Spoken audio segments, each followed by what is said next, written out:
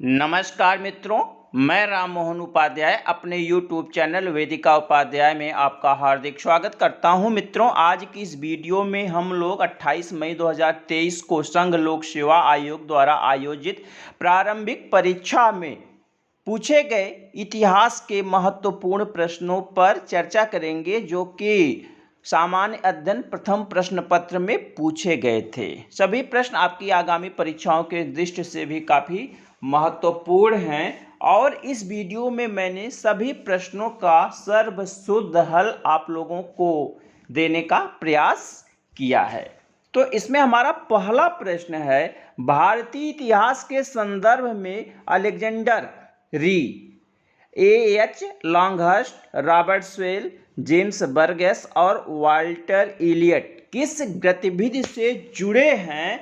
तो भारतीय इतिहास में Alexander Rea, A.H. Longhurst, Robert Sewell, James Burgess, Walter Elliot, ये सब जो है पुरातात्विक उत्खनन से जुड़े हुए हैं। इसलिए हमारा विकल्प ए पुरातात्विक उत्खनन सही आंसर है। इसमें जो आपका है पहला अलेक्जेंडर री जो है एक ब्रिटिश पुरातत्वविद था और उसने जो है दक्षिण भारत में मुख्य रूप से अपना कार्य किया था। आपने पल्वरम का नाम सुना होगा, तो पल्वरम की जो गुफाएं हैं उसका मुख्य रूप से उत्खनन कार्य जो है अलेक्जेंडर री के द्वारा कराया गया था। इसमें आपका जो दूसरा है A.H. लॉन्गहर्स्ट जो है ये नागार्जुनी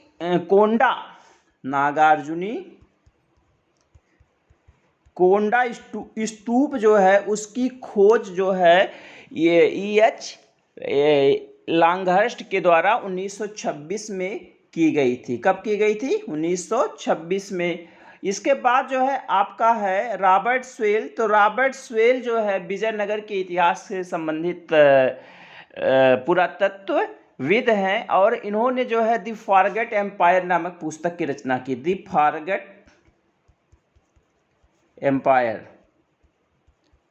नामक पुस्तक की रचना 1901 में किया था, जो कि विजयनगर साम्राज्य से संबंधित है। ठीक है। इसके बाद इसमें जो आपका जो है जेम्स बर्गस जो है एक कला वास्तुविद था और उसने जो है अमरावती का स्तूप, आपने अमरावती स्तूप का नाम सुना होगा, आंध्र प्रदेश के गुंटूर जिले में है। तो अमरावती स्तूप है और महाबलीपुरम के जो मंदिर हैं, हम्पी हैं, आदि का सर्वेक्षण जो है मुख्य रूप से किया था। इसके बाद आपके हैं वाल्टर इलियट। तो वाल्टर इलियट जो है आपके इन्होंने अमरावती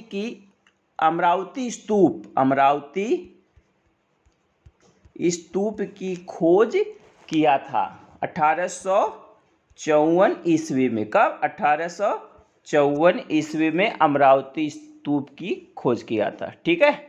और जो जेम्स बर्गस हैं उन्होंने अमरावती स्तूप का सर्वेक्षण किया था। अमरावती का, जगहपेट का, धारवाड़ के जो चालुक्य मंदिर हैं, महाबलीपुरम, हम्पी, इन सब का जो है सर्वेक्षण कार्य करवाया था। कौन? James Burgess. और स्तूप की खोज, अगर अमरावती स्तूप की खोज पूछा जाए तो वाल्टर इलियट। तो हमारा प्रश्नगत सही उत्तर है विकल्प ए पुरातात्विक उत्खनन। मित्रों, आगे बढ़ने से पूर्व आपसे अनुरोध है, आप वीडियो को देखने के पश्चात चैनल को सब्सक्राइब, वीडियो को लाइक एवं शेयर अवश्य करें।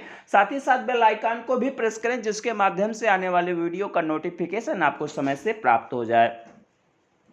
इसमें है अगला प्रश्न है, निम्नलिखित युग्मों पर विचार कीजिए। तो इसमें कुल 3 युग्म दिए गए हैं। तो पहला है कि स्थल का नाम दिया गया है और जिसके लिए वो स्थल प्रसिद्ध है उसका नाम दिया गया है। तो अब पहला है बेसनगर, तो स्वयं गुफा मंदिर। इसमें यह भी पूछा जा रहा है उपर्युक्त में से कितने युग्म सही हैं। तो जो बेसनगर में शैव गुफा मंदिर नहीं है, बेसनगर में एक गरुड़ स्तंभ प्राप्त हुआ है जो कि भागवत धर्म या वैष्णव धर्म से संबंधित है। और एक यवन राजदूत था तक्षशिला का, हेलियोडोरस। तो हेलियोडोरस ने जो है आपके विदिशा में, आपके बेसनगर कहाँ पे है? विदिशा में है। तो विदिशा में भगवान विष्णु के प्रति जो है भगवान विष्णु के प्रति श्रद्धा व्यक्त करने के लिए जो है विदिशा में उसने एक प्रस्तर स्मारक की नींव डाली थी, और इसकी खोज जो है कनिंघम महोदय के द्वारा किया गया है। किसके द्वारा किया गया है? कनिंघम महोदय के द्वारा किया गया है।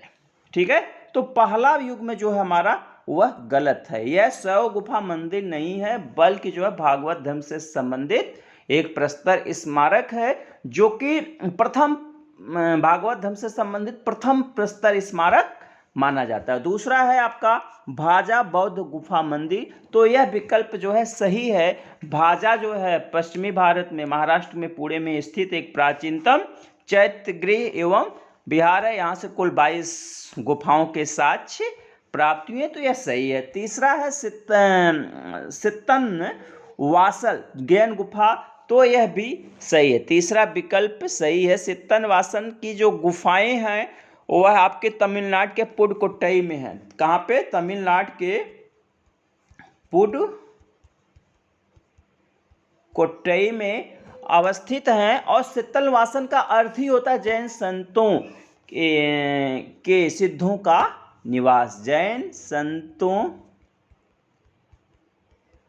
के सिद्धों का निवास। ठीक है, तो हमारा इसमें जो है विकल्प 2 और 3 सही है। तो अब देख लेते हैं क्या है इसमें। तो केवल इसमें 3 विकल्प दिए हैं, जिनमें से एक विकल्प गलत है और 2 विकल्प सही है। तो विकल्प बी हमारा सही आंसर है। हमारा नेक्स्ट प्रश्न है, निम्नलिखित कथनों पर विचार कीजिए। तो इसमें कथन फर्स्ट है, 7 अगस्त को राष्ट्रीय हथकरघा दिवस के रूप में घोषित किया गया है। तो यह सही है। 7 अगस्त को राष्ट्रीय हथकरघा दिवस मनाया जाता है। और दूसरा कथन है, 1905 में इसी दिन स्वदेशी आंदोलन शुरू किया गया था। तो यह कथन भी सही है। 1905 में बंगाल विभाजन के विरोध स्वरूप जो है 7 अगस्त 1905 को कलकत्ता के टाउन हॉल में, कहाँ पर? कलकत्ता के या वर्तमान कोलकाता जो है उसके टाउन हॉल में जो है एक ऐतिहासिक बैठक हुई थी। कब? 7 अगस्त 1905 को। और इसी बैठक में जो है बहिष्कार प्रस्ताव, विदेशी वस्तुओं का बहिष्कार प्रस्ताव पारित किया गया था। और यह घोषणा की गई थी कि आज से जो है सब स्वदेशी वस्तुओं का ही भारत में इस्तेमाल होगा। और इस यहाँ पे जो बैठक हुई थी ना, इसके जो प्रमुख अध्यक्षता है वह कासिम बाजार के महाराजा फणींद्र नंदी, कासिम बाजार के राजा फणींद्र चंद्र नंदी के द्वारा किया गया था। और यह घोषणा की गई थी कि जनता ने भी यहाँ पे प्रण लिया था कि भविष्य में केवल स्वदेशी कपड़ों का ही प्रयोग किया जाएगा। इसीलिए 7 अगस्त को राष्ट्रीय हथकरघा दिवस मनाया जाता है। और मुझे लगता है राष्ट्रीय हथकरघा दिवस जो है 2015 से मनाया जा रहा है। ठीक है, तो कथन फर्स्ट और सेकंड दोनों सही है, उसकी सही व्याख्या है, इसलिए विकल्प ए हमारा सही आंसर है। हमारा नेक्स्ट प्रश्न है, धान्य कटक जो महासांघिकों के अधीन एक प्रमुख बौद्ध केंद्र के रूप में समृद्ध हुआ निम्नलिखित में से किस एक क्षेत्र में अवस्थित था? तो धान्य कटक जो है आंध्र प्रदेश में स्थित है। अभी हम लोगों ने ऊपर अमरावती की चर्चा की है। तो अमरावती का प्राचीन नाम था धान्य कटक, और उसको धरणकोट के नाम से भी जाना जाता है। धरणकोट के नाम से भी जाना जाता है। और यह वर्तमान में आंध्र प्रदेश के अमराराम में अवस्थित है। और यहाँ पे जो स्तूप प्राप्त हुआ उसका मूल रूप से निर्माण जो है अशोक के द्वारा करवाया गया था। विकल्प पे हमारा सही आंसर। हमारा नेक्स्ट प्रश्न है, प्राचीन भारत के संदर्भ में निम्नलिखित कथनों पर विचार कीजिए। तो इसमें पहला कथन है, स्तूप की संकल्पना मूलतः बौद्ध संकल्पना है। यह गलत है। स्तूप जो है, स्तूप शब्द का सबसे पहला उल्लेख जो है प्राचीन ग्रंथ ऋग्वेद में, हमारा सबसे प्राचीन वेद जो ऋग्वेद है उसमें प्राप्त होता है, जिसका शाब्दिक अर्थ होता है ढेर या थूहा। तो यह जो है पहला कथन गलत है। दूसरा कथन है स्तूप आमतौर पर अवशेषों का निक्षेपागार होता है, तो यह हमारा सही है। जो एक स्तूप होता है वह अवशेषों के ऊपर बनाया जाता है। अवशेष कई हो सकते हैं, स्तूप 4 प्रकार के होते हैं: शारीरिक, पारभौगिक, संकल्पिक, शारीरिक, पारभौगिक, लौकिक और संकल्पित। 4 प्रकार के स्तूप होते हैं, तो उनमें से किसी भी प्रकार का जो है स्तूप बनाया जा सकता है, तो यह अवशेषों का निक्षेपागार होता है। जैसे अभी ऊपर मैंने आपको बताया ना, स्तूप की संकल्पना किससे है? ऋग्वेद से है। सबसे पहले स्तूप का उल्लेख जो ऋग्वेद में प्राप्त हुआ है। एक बार महात्मा बुद्ध ने अपने शिष्यों से कहा भी था कि उनके मृत्यु के बाद जो है उनके अवशेषों पर स्तूप का निर्माण कराया जाए। इसका मतलब महात्मा बुद्ध को पहले से स्तूप के संबंध में जानकारी थी। इसमें हमारा थर्ड है, बौद्ध परंपरा में स्तूप एक संकल्प अर्पित या स्मारक संरचना होती है। यह भी हमारा सही है। तो विकल्प 2 और 3 सही है, तो इसमें 2 विकल्प सही हैं, विकल्प भी हमारा सही आंसर है। हमारा नेक्स्ट प्रश्न है, प्राचीन दक्षिण भारत के संदर्भ में कोरकई, पूम-पुहार और मुचरी किस रूप में विख्यात थे? तो प्राचीन दक्षिण भारत के संदर्भ में जो है यह एक पत्तन नगर थे, यह पोर्ट थे, बंदरगाह थे। विकल्प भी हमारा सही आंसर है। जैसे आपका कोरकई, तो कोरकई जो है पूर्वी तट का बंदरगाह था। पूर्वी और पश्चिमी तट के बंदरगाह थे, पश्चिमी तट के बंदरगाह ज़्यादा प्रसिद्ध थे, तो कोरकई जो है पूर्वी तट का बंदरगाह था। और एक राज्य था पांड्य राज्य, तो पांड्यों का यह प्रमुख था। पांड्यों का प्रमुख बंदरगाह क्या था? कोरकई था। इसके बाद आपका पूम-पुहार। पूम-पुहार मतलब पुहार, वो भी पूर्वी तट का एक बंदरगाह था जिसको कावरीपत्तनम के नाम से भी जाना जाता है। किसका है? यह चोलों का एक प्रमुख बंदरगाह था। किसका? यह चोलों का प्रमुख बंदरगाह था। इसके बाद मुचरी या मुसरी या मुजरिस जिसको कहते हैं, वो पश्चिमी तट का बंदरगाह था और यह चेरों का था। किसका था? चेरों का बंदरगाह था। तो विकल्प बी पत्तन हमारा सही आंसर है। इसके बाद हमारा अगला प्रश्न है, निम्नलिखित में से कौन एक संगम कविताओं में यथा वर्णित बट किरुतल की प्रथा को स्पष्ट करता? तो बट किरुतल बेसिकली क्या है? एक परंपरा है, एक परंपरा जिसके तहत जो है पराजित शासक उपवास द्वारा अपने निकट संबंधियों के साथ अनुष्ठानिक आत्महत्या करते थे। तो इसमें देखते हैं कौन सा विकल्प। हाँ, ये आपका विकल्प डी है। युद्ध में पराजित राजा का आमरण अनशन कर अनुष्ठानिक मृत्यु वरण करना। विकल्प डी हमारा सही आंसर है। हमारा नेक्स्ट प्रश्न है, निम्नलिखित साम्राज्यों पर विचार कीजिए। इसमें होयसल, गाढ़वाल, काकतीय और यादव साम्राज्य का नाम दिया गया है और पूछा जा रहा है उपर्युक्त में से कितने साम्राज्यों ने अपने राज्य आदि 8वीं शताब्दी ईस्वी में स्थापित किए हैं। तो इसमें कोई भी राज्य ऐसा नहीं है जिसकी स्थापना 8वीं शताब्दी में हुई थी। विकल्प डी हमारा सही आंसर है, किसी ने नहीं। अब हम आपको बता देते हैं कि जैसे इसमें आपका पहला होयसल राज्य, तो जो आपका होयसल राज्य है, होयसल राज्य की अगर देखा जाए वास्तविक रूप से स्थापना जो है विनयादित्य के द्वारा की गई है। विनयादित्य के द्वारा की गई है। होयसल लेखों में होयसल वंश का प्रथम शासक है और उसका शासनकाल आपका है 1045 से 1095, मतलब 11वीं शताब्दी में होयसल राजवंश की स्थापना की गई थी, जिसकी राजधानी कहाँ पे थी? इसकी राजधानी थी द्वार समुद्र, कहा जाता है द्वार समुद्र के होयसल। नेक्स्ट है गाहड़वाल। तो गाहड़वाल वंश का जब नाम आता है तो हमें जयचंद का नाम जो हमारे दिमाग में गूंज उठता है, मन मस्तिष्क में आ जाता है। तो गाहड़वाल, ठीक है, कहाँ के शासक थे? गाहड़वाल कन्नौज के शासक थे। इनकी राजधानी कहाँ पे थी? कन्नौज में इनकी राजधानी थी। और इसकी स्थापना जो है चंद्रदेव नामक शासक ने, चंद्रदेव नामक शासक ने की थी। और चंद्रदेव का अगर शासन देखा जाए तो 1090 ईस्वी के आसपास इसने जो है गाढ़वाल वंश की स्थापना की थी। तो 11वीं शताब्दी में गाढ़वाल वंश की भी स्थापना हुई थी, ये भी विकल्प नहीं है। तीसरा है काकतीय। तो काकतीय हम लोग पढ़ते हैं वारंगल के काकतीय, वारंगल इसकी राजधानी थी और उसका प्रथम शासक था रुद्रदेव। प्रथम प्रसिद्ध शासक रुद्रदेव था और इसका शासनकाल अगर देखा जाए तो 1162 से लेकर 1196 है। मतलब इसकी स्थापना कब हुई? 12वीं शताब्दी में। कब? 12वीं शताब्दी में हुई। इसके बाद जो है आपका है यादव वंश। तो यादव वंश, ठीक है, यादव वंश इसकी जो स्थापना जो है अगर देखा जाए स्वतंत्र रूप से भिल्लम पंचम के द्वारा किया गया था।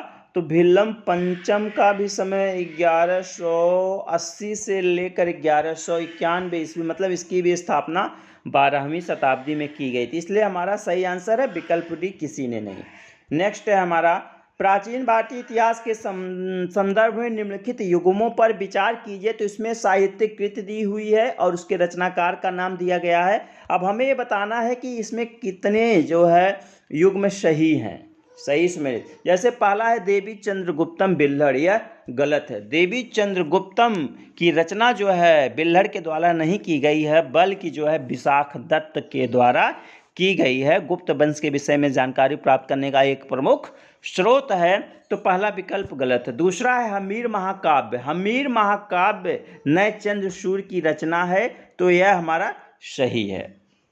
इसके बाद नेक्स्ट है तीसरा मिलिंद पन्हु। मिलिंद पन्ह लिखा नागार्जुन। तो मिलिंद पन्हु जो है नागार्जुन की रचना नहीं है, यह गलत है, बल्कि नागसेन नामक भिक्षु की रचना है। नागसेन।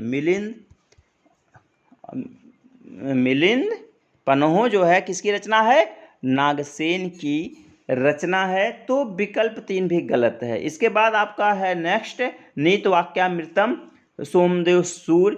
तो नीतवाक्यामृतम जो है सोमदेव सूर्य की रचना है।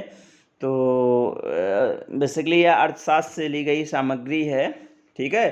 तो 2, 1 और 3 गलत हैं, 2 और 4 सही, इसलिए कुल 2 युग में हमारे सही हो रहे हैं। नीतवाक्यामृतम सोमदेव सूर्य और हमीर महाकाव्य नयचंद्र सूर्य। विकल्प बी केवल 2 हमारा सही आंसर है। हमारा नेक्स्ट प्रश्न है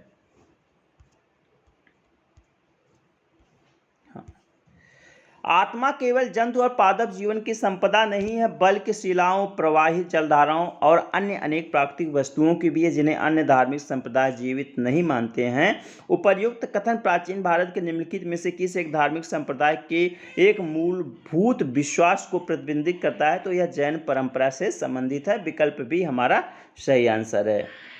हमारा अगला प्रश्न है विजयनगर साम्राज्य कि इनमें से किस एक शासक ने तुंगभद्रा नदी पर एक विशाल बांध निर्मित किया और नदी से राजधानी नगर तक कई किलोमीटर लंबी एक नहर और कुल्या का निर्माण किया? तो इसका सही आंसर विकल्प है देवराय फर्स्ट। देवराय फर्स्ट ने जो है एक अभी मैं ऊपर चर्चा हुई है सेवल की चर्चा की कि पहले प्रश्न में संभवतः दी फॉरगॉटन एम्पायर उसकी रचना है, जो कि विजयनगर साम्राज्य से संबंधित है। तो सेवल ने कहा अपनी पुस्तक में कि देवराय फर्स्ट ने तुंगभद्रा नदी पर बांध बनवाकर उससे शहर तक 24 किलोमीटर, कितना? 24 किलोमीटर लंबे एक कृत्रिम जलमार्ग या नहर का निर्माण करवाया था। नहर और कुल्या जो शब्द है, कुल्या बेसिकली वैदिक साहित्य में नहर के लिए ही प्रयोग की जाती थी। तो विकल्प ए देवराय फर्स्ट हमारा सही आंसर है। हमारा नेक्स्ट प्रश्न है मध्यकालीन गुजरात के इनमें से किस एक शासक ने दीव को पुर्तगालियों को सुपुर्द कर दिया? तो इसका सही आंसर है बहादुर शाह। विकल्प सी हमारा सही आंसर है। गुजरात का शासक था कौन? बहादुर शाह। तो बहादुर शाह और पुर्तगाली गवर्नर था नूनो डी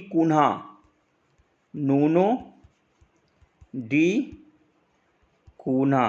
बहादुर शाह और पुर्तगाली गवर्नर नूनो डी कुन्हा के बीच जो है 25 अक्टूबर, कब? 25 अक्टूबर 1535 ईस्वी को एक संधि हुई थी, जिसमें कुन्हा ने जो है बहादुर शाह को मुगल शासक हुमायूं के विरुद्ध सहायता का वचन दिया था, ठीक है।